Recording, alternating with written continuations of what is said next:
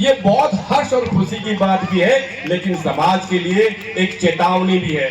हमारे पेरेंट्स को ये पता नहीं कि मेरा बच्चा रात को 11 बज गया अभी कहाँ है।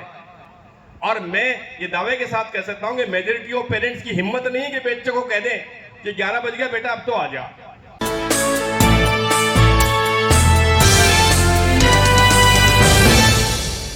एंकर साहब ने और मोबाइल भाई ने कुछ ज्यादा ही कह दिया मेरे बारे में।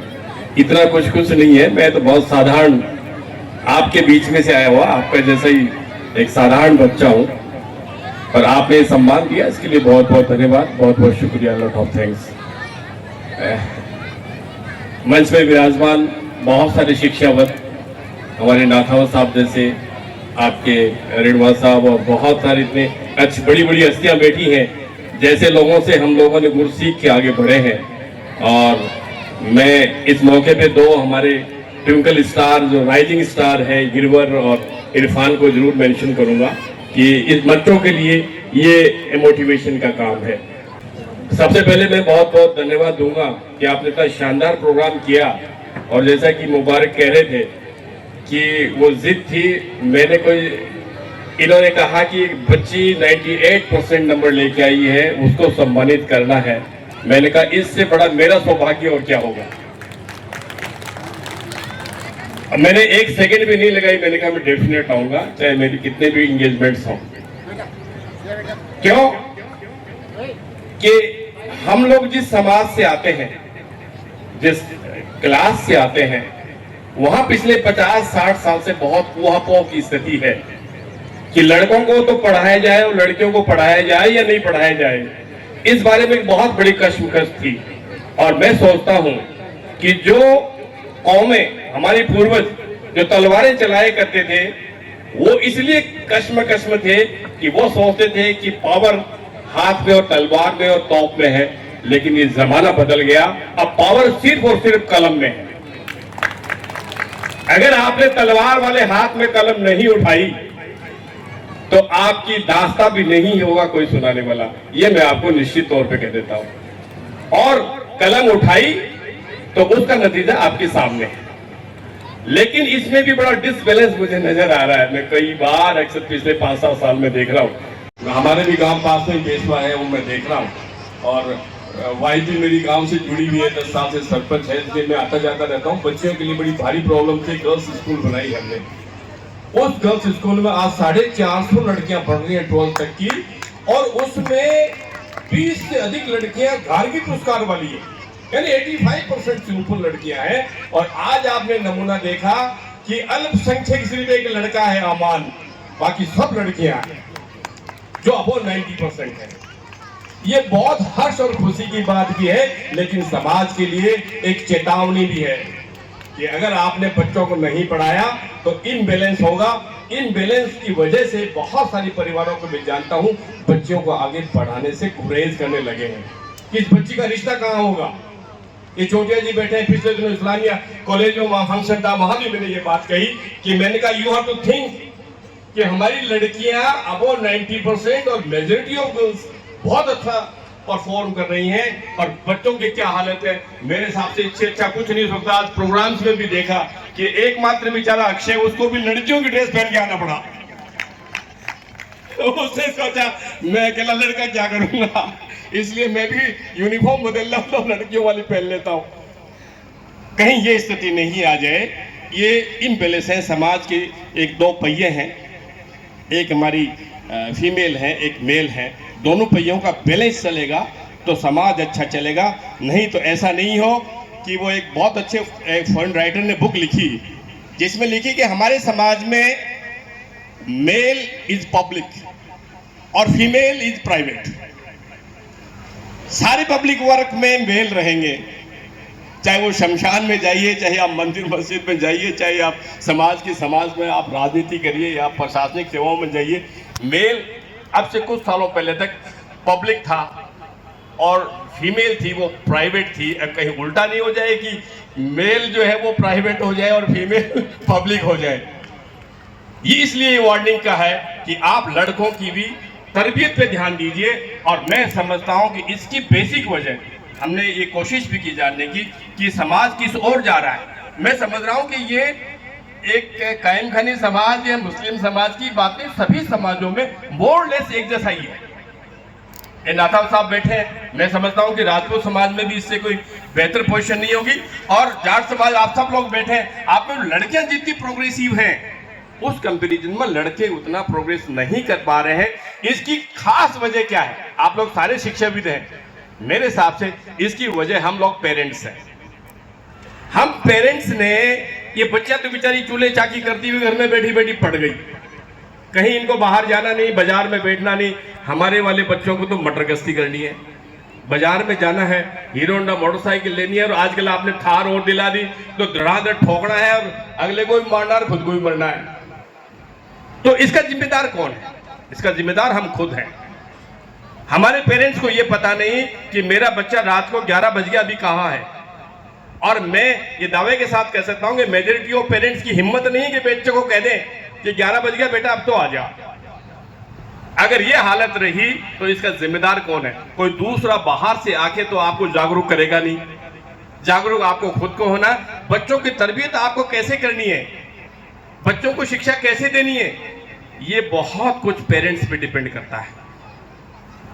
बच्चे खुद नो डाउट बहुत टैलेंटेड है, लेकिन अगर रास्ता उसने अलग इख्तियार कर लिया तो कुछ नहीं हो सकता। शेक्सपियर कहता है कि teen age is the turning point of life.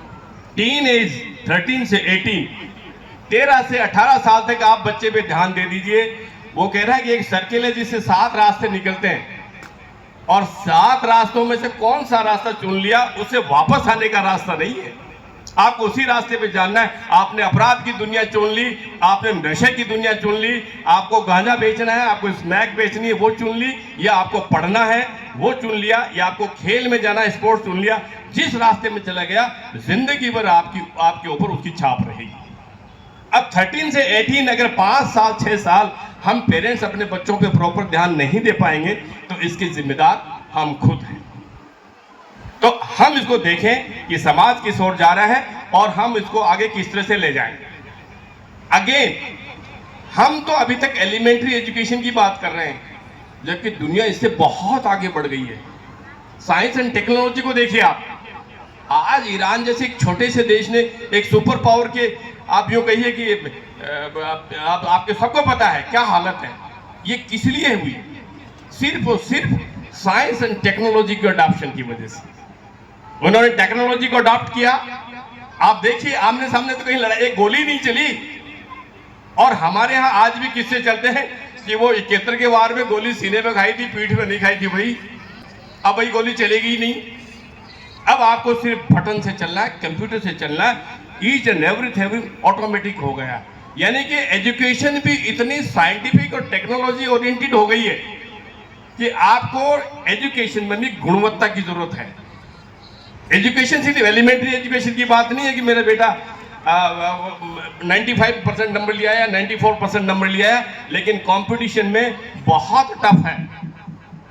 मुझे याद है कि मैं 11th मैंने की थी तो मुकुंदगढ़ कॉलेज में हम पढ़ते थे, मेरे 71% में ही मैं राजस्थान में मेरिट में कहीं ना कहीं मेरी पोजीशन थी। लेकिन आज 95 के बाद में भी पोजीशन नहीं आ रही है। लेकिन अफसोस भी है कि फिर कंपटीशन की जब बात आती है तो ये बच्चे क्यों नहीं स्टैंड कर पा रहे हैं। ये अगेन आपकी इन संस्थाओं को सोचने की बात है कि कंपटीशन में ये टॉपर बच्चे स्टैंड क्यों नहीं कर पा रहे हैं। बहुत अच्छे नंबर ला रहे हैं आपके, 99% नंबर आ रहे हैं, 100% नंबर आ रहे हैं। मुझे तो समझ में नहीं आता इतने नंबर आते कैसे हैं। I can't understand. मैं तो समझता हूं कि मैं बुद्धू था। 71 में ही हम तो टॉपर थे, और ये 99 में भी टॉपर नहीं हो रहे।